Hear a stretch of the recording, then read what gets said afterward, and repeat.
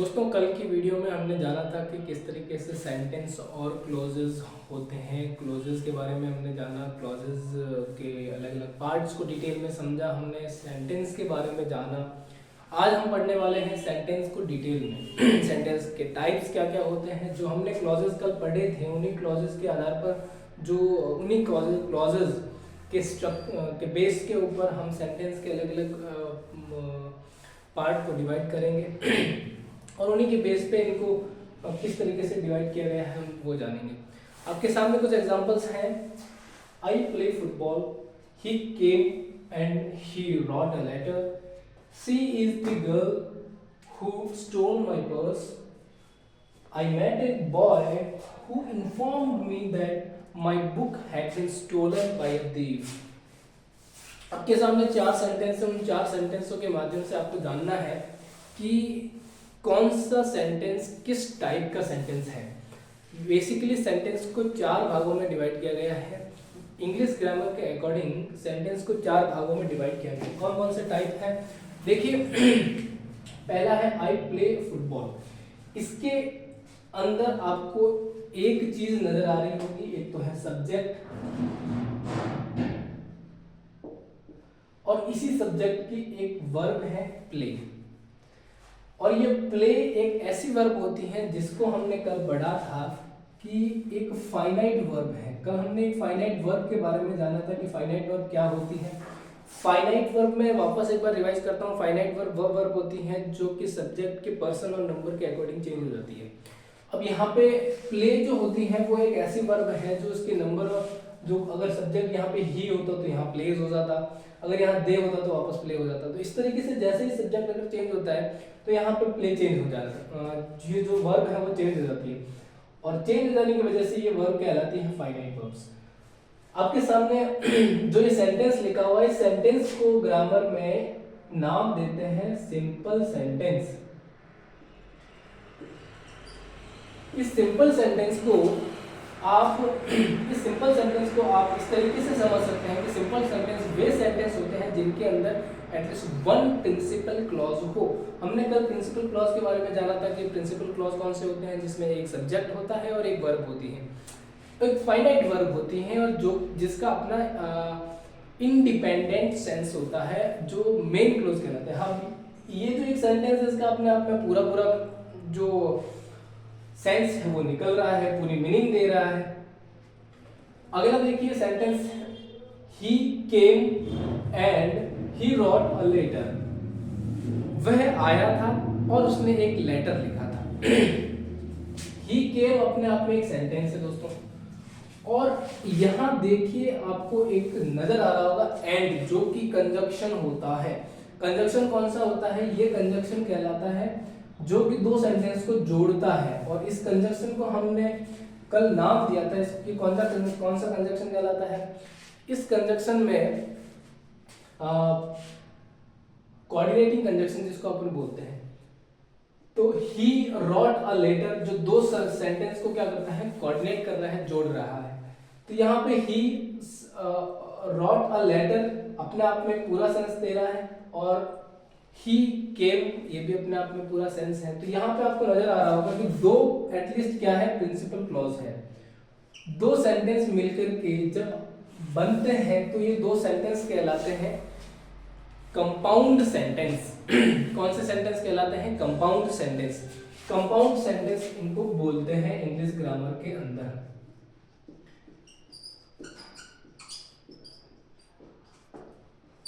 तो compound sentence को define करने के लिए आपके सामने बहुत ही सिंपल तरीका है कि एटलीस्ट 2 प्रिंसिपल क्लॉज हो। इसके अंदर कितने प्रिंसिपल क्लॉज हो? यहाँ पे जैसे सिंपल सेंटेंस को हमने आइडेंटिफाई किया था तो यहाँ कहा था कि एटलीस्ट या ओनली 1 प्रिंसिपल क्लॉज हो तो वो सेंटेंस कहलाता है सिंपल सेंटेंस कहलाता है। यानी कि जिसके अंदर केवल एक ही क्लॉज हो, वो भी कौन सा क्लॉज हो? प्रिंसिपल क्लॉज हो, अपने आप में इंडिपेंडेंट मीनिंग देता हो। अब दूसरा है जो अगर दो अलग अलग इंडिपेंडेंट मीनिंग देने वाले सेंटेंस जिनको हम बोलते हैं प्रिंसिपल क्लॉज, अगर वो दो प्रिंसिपल क्लॉज एंड से जुड़ते हैं तो इसको हम बोलते हैं कंपाउंड सेंटेंस। कंपाउंड सेंटेंस के अंदर यहाँ पे देखिए एक प्रिंसिपल क्लॉज ये हो जाएगा और दूसरा प्रिंसिपल क्लॉज ये हो जाएगा और ये प्रिंसिपल क्लॉज मिलकर के कंपाउंड सेंटेंस कहलाते हैं। अगला सेंटेंस आपके सामने है she is the girl who stole my purse. वह एक लड़की यह वह लड़की है जिसने मेरा पर्स चुराया है।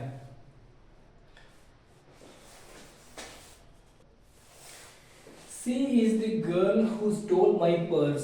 वह लड़की जिसने मेरा यह वह लड़की है जिसने हु स्टोल माय पर्स जिसने मेरा पर्स चुराया है। तो ये किस तरह का सेंटेंस हो जाएगा जो कि आप देख रहे हो कल हमने पढ़ा था WH वर्ड से जुड़ा हुआ है। तो मैंने कल कहा था कि जो भी सेंटेंस WH वर्ड से स्टार्ट होता है वह अपने आप में एक सबऑर्डिनेट क्लॉज कहलाता है, क्योंकि हमने कल देखा था कि जो भी sentence WH words if, as if, whether इनसे स्टार्ट होते हैं तो वो सारे कहलाते हैं सबऑर्डिनेट क्लॉज। तो यहाँ पे आपको एक सबऑर्डिनेट क्लॉज दिख रहा होगा, ये एक सबऑर्डिनेट क्लॉज है, ये अपने आप में प्रिंसिपल क्लॉज है, क्योंकि प्रिंसिपल क्लॉज का अपना एक सब्जेक्ट है, सब्जेक्ट सी हो जाएगा और इसकी एक इंडेफिनिट जो है कि इंडिपेंडेंट वर्ब है, इनफाइनाइट वर्ब है, सॉरी फाइनाइट वर्ब, इनफाइनाइट इसकी एक फाइनाइट वर्ब हो गई और एक सब्जेक्ट हो गया। तो ये हो गया प्रिंसिपल क्लॉज, हु से मिलकर जुड़ा हुआ है, ये हो गया सबऑर्डिनेट क्लॉज।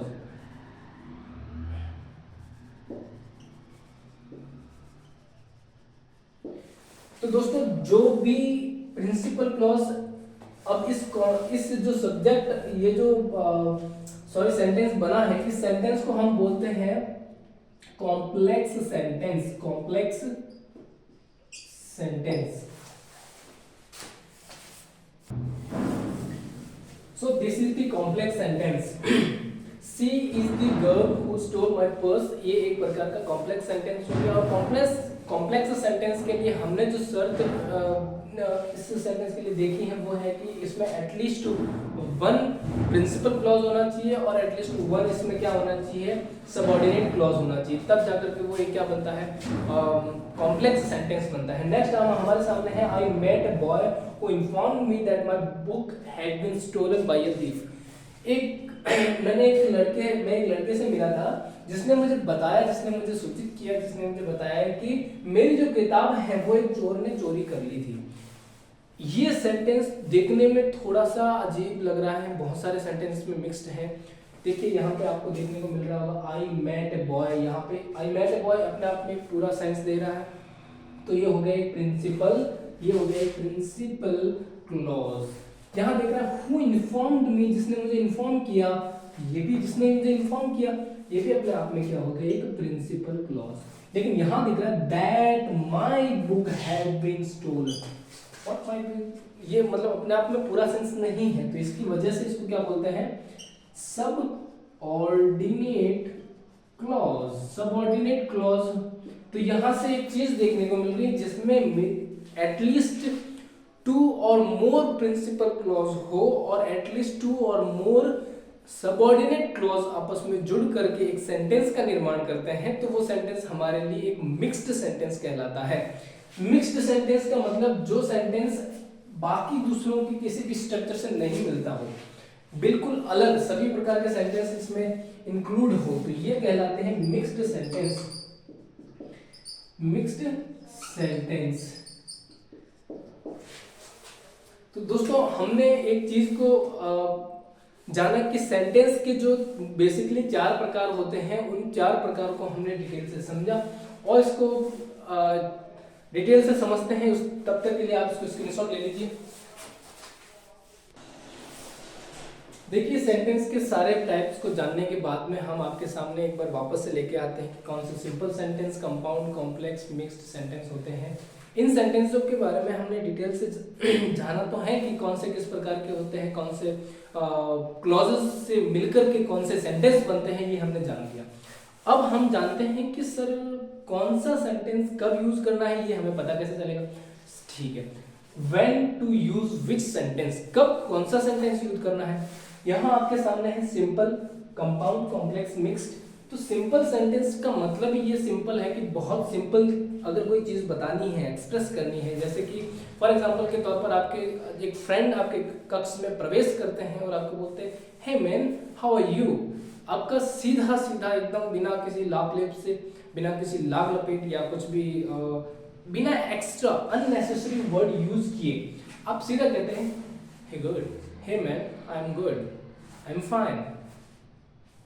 मतलब अपने भावों को, सिंगल थॉट्स को है जैसे कि जैसे रिप्रेजेंट करना बिना किसी अननेसेसरी वर्ड को यूज किए, उसको बोलते हैं आप सिंपल सेंटेंस। अगला आता है आपके compound sentence. Which kind of sentence is known as compound sentence and how should we express when we use to compound sentence. To express, हमें अभिव्यक्त करने के लिए क्या, दो या दो से अधिक शब्द जो किसी आइडियाज को बताते हैं। जैसे कि फॉर एग्जांपल ऐसे वाक्य हैं, दो अपने आप में पूर्ण मीनिंग वाले वाक्य हैं, लेकिन दोनों में कुछ ना कुछ ऐसे सिग्निफिकेंस है, कुछ ऐसा महत्व है कि एक से दूसरा ऑपोजिट है। फॉर एग्जांपल जैसे मैंने कह दिया कि वह व्यक्ति बहुत ही गरीब है, वह व्यक्ति बहुत ही गरीब है लेकिन वह बहुत ही ज्यादा ईमानदार भी है। तो ये he is very poor but he is honest. वह व्यक्ति गरीब तो है, ठीक है, लेकिन वह क्या है, ऑनेस्ट है। जब इस तरीके के वाक्यों को जब हम रिप्रेजेंट करना चाहते हैं तो हम उसके लिए कंपाउंड सेंटेंस का यूज करते हैं। फॉर एग्जांपल आपके सामने है लिखा हुआ ही इज इंटेलिजेंट, वह बहुत ही बुद्धिमान है। सो ही पास्ड एग्जाम, इसलिए उसने एग्जाम पास किया। मतलब एक चीज को दूसरी चीज से रिलेट करने के लिए हम कंपाउंड सेंटेंस का यूज करते हैं। यहां पे आपके सामने तीसरा है complex sentence. Complex sentence which shows the complexity of your mind. जब आपको ये शो करना होता है कि दो या दो से अधिक आइडियाज के बीच में रिलेशन आपको रिप्रेजेंट करना होता है, बताना होता है सामने वालों को कि मेरे माइंड में इतने सारे विचार चल रहे हैं, या उसमें से दो या उससे अधिक वाक्यों को आपस में स्ट्रेस्ड करके किसी एक को ज्यादा जोर देना है। जैसे किसी एक सेंटेंस को ज्यादा महत्व देना है किसी दूसरे वाक्य से लेकर के। फॉर एग्जांपल जैसे मैंने कह दिया कि ये वही तो लड़का है जिसको कल सर ने पीटा था। This is the boy who has been beaten by the teacher. This is the man who has been arrested by the police. This is the girl who stolen my purse। आप समझ पा रहे हैं, जहां मैंने किसी एक सेंटेंस को दूसरे सेंटेंस से रिलेट किया तो किसी एक सेंटेंस पे ज्यादा स्ट्रेस दिया, एक स्ट्रेस मतलब ये उस सब्जेक्ट या उस वाक्य को और ज्यादा बताने के लिए मैंने एक सेंटेंस को उसको ज्यादा स्ट्रेस करके बताया। तो कॉम्प्लेक्स सेंटेंस बेसिकली हम जब भी जनरली यूज करते हैं, जनरली एज अ राइटर हम जब किसी सेंटेंस को लिखते हैं तो किसी एक सेंटेंस को दूसरे सेंटेंस में ज्यादा महत्व देने के लिए, फॉर एग्जांपल मैंने लिखा है यहाँ पे showing one is more important than other, दूसरे से ज्यादा महत्व बताने के लिए किसी एक सेंटेंस को हम कॉम्प्लेक्स सेंटेंस के अंदर रिप्रेजेंट करते हैं। आज के लिए दोस्तों इतना ही काफी। आई होप कि आपको समझ में आ रहा होगा कि सेंटेंस किस तरीके के होते हैं, कितने प्रकार के होते हैं, क्लॉज क्या होता है, आपको क्लियर हुआ होगा। और अगर आपको इस वीडियो से कुछ हेल्प मिलती है तो सब्सक्राइब कीजिए, लाइक कीजिए और बेल आइकन को दबाइए ताकि इस तरह के जो वीडियो है आपको रेगुलर आपको मिलते रहें। तब तक के लिए जय हिंद, स्वस्थ रहिए, मस्त रहिए और तंदुरुस्त रहिए। धन्यवाद दोस्तों और वीडियो के अंत तक जुड़ने के लिए धन्यवाद।